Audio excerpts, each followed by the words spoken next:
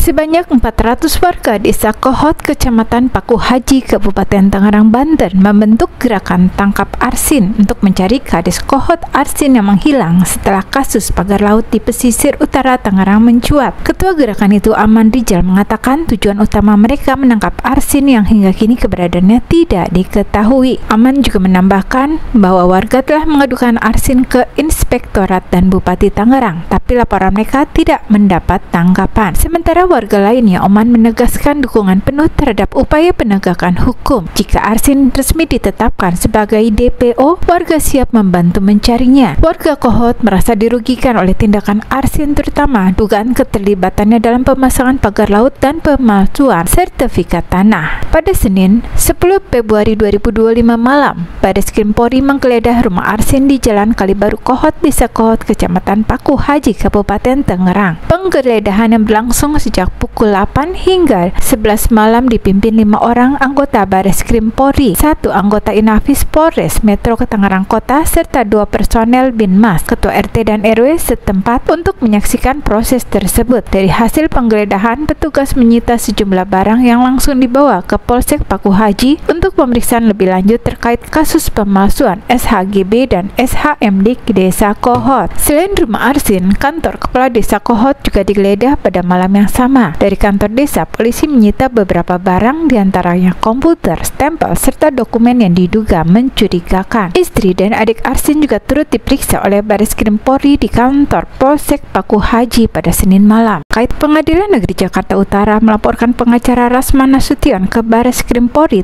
kegaduhan dalam ruang sidang yang terjadi pada Kamis 6 Februari 2025 atas nama lembaga atas kejadian pada hari Kamis tanggal 6 Februari kemarin yang menuai pro dan kontra. Namun demikian, sikap dari lembaga sudah melaporkan kejadian itu, kata Humas PN Jakut Mariono di gedung Bareskrim Polri Jakarta pada hari Selasa. Selain Rasman, PN Jakut juga melaporkan beberapa orang lain, akan tetapi Mariono tidak mengungkapkan nama-nama pihak terlapor lainnya. Pasal yang dilaporkan adalah pasal 335 KUHP terkait perbuatan tidak menyenangkan, pasal 207 KUHP terkait penghinaan badan hukum, dan pasal 217 KUHP terkait membuat gaduh di ruang sidang. Lalu barang bukti yang diserahkan berupa rekaman video saat kegaduhan terjadi. Iklim Hakim, sumber perseteruan Hotman Paris dan Rasman Nasution. Semua berawal dari kasus di tahun 2022 di mana Iklim Hakim menuduh Hotman Paris melakukan pelecehan seksual. Iklim Hakim adalah mantan asisten pribadi Hotman. Rasman Arif Nasution kemudian menjadi kuasa hukum Iklim Hakim dan menyampaikan tuduhan itu kepada publik. Merasa nama baiknya dicemarkan, Hotman Paris melaporkan Rasman atas dugaan pencemaran nama baik pada 10 Mei 2022. Panas di ruang sidang, kasus ini berlanjut ke persidangan di Pengadilan Negeri Jakarta Utara pada 6 Februari 2025. Sidang berlangsung tegang ketika majelis hakim memutuskan untuk menggelar sidang secara tertutup. Rasman menentang dengan tegas keputusan hakim menggelar sidang secara tertutup. Rasman bahkan mendekati Hotman Paris dengan sikap konfrontatif. Selain itu, Rasman merasa Hotman sering menghina dan merendahkan dirinya, yang menambahkan ketegangan di antara mereka. Lalu siapakah Iklim Hakim? Ia merupakan artis kelahiran tahun 2000-an. Meskipun terbilang masih muda, Iklim Hakim ternyata sudah menyandang status janda dan memiliki 1 orang anak. Iklim Hakim diketahui mempunyai seorang anak perempuan. Ia juga dikenal cukup tertutup terkait kehidupan pribadinya. Iklim Hakim diketahui memiliki bisnis bernama Iklima Beauty Studio. Bisnis itu merambah dunia eyelash dan nail art yang berlokasi di Jakarta dan Sukabumi. Pengacara Firdaus Oiwobo akhirnya dipecat dari keanggotaan Kongres Advokat Indonesia atau KAI. Firdaus Oiwobo dinilai telah merusak marwah dan etika profesi advokat akibat naik meja di sidang Rasman vs Hotman Paris. Kongres Advokat Indonesia mengambil keputusan ini demi konsistensi menjaga profesionalisme dan etika advokat serta menghormati dunia peradilan. Adapun keputusan resmi diterbitkan dan dibacakan di Bandung pada Sabtu 8 Februari 2025. Nama Firdaus Oiwobo mendapat sorotan publik setelah menjadi pengacara Rasman Arif Nasution dalam kasus pencemaran nama baik melawan Hotman Paris Hutapea. Sidang yang berlangsung di Pengadilan Negeri Jakarta Utara pada 6 Februari 2025 berlangsung ricuh karena Firdaus Oiwobo diketahui naik ke atas meja dan melompat-lompat saat sidang berlangsung. Ex-Wadires Krimsus Polda Sumatera tersebut dipecat karena penyuka sesama jenis. AKBP DK dijatuhi pemberhentian tidak dengan hormat atau PTDH setelah menjalani sidang kode etik profesi Polri. Kasubdit Penmas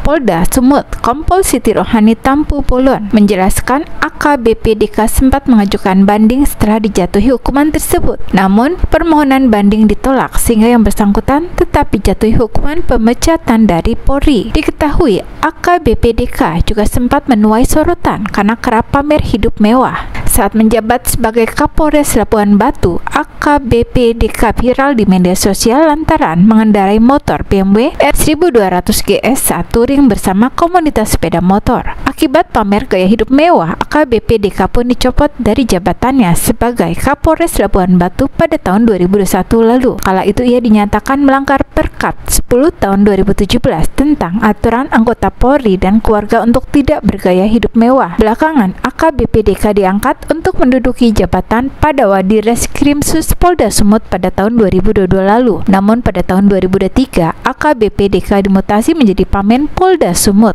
Kabid Humas Polda Metro Jaya Kombes Ade Ari membenarkan bahwa pihak kepolisian memeriksa artis Nikita Mirzani dan kawan-kawan atas laporan dari Dr. Reja Gladys pada Kamis 6 Februari 2025. Ade mengatakan pihak kepolisian telah menerima laporan atas kasus dugaan pengancaman dan tindak pidana pencucian uang pada 3 Desember 2024. Ade kemudian menjelaskan duduk perkara permasalahan Reja Gladys hingga melibatkan Nikita Mirzani. Awalnya Reja merasa Nikita menjelek-jelekan produk miliknya di media sosial. Setelah merasa produknya dijelek-jelekan pada 13 November 2024, Reja mencoba menghubungi Nikita melalui asisten Mail Syahputra lewat WhatsApp. Saat itu Reja mengatakan pada Mail bahwa ia ingin silaturahmi kepada Nikita. Hanya saja saat itu Mail mengatakan kepada Reja, jika silaturahmi itu tidak menghasilkan uang maka akan speak up ke media sosial. Tak sendiri, Nikita Mirzani menjalani pemeriksaan di Direktorat Kriminal Umum Polda Metro Jaya pada Kamis 6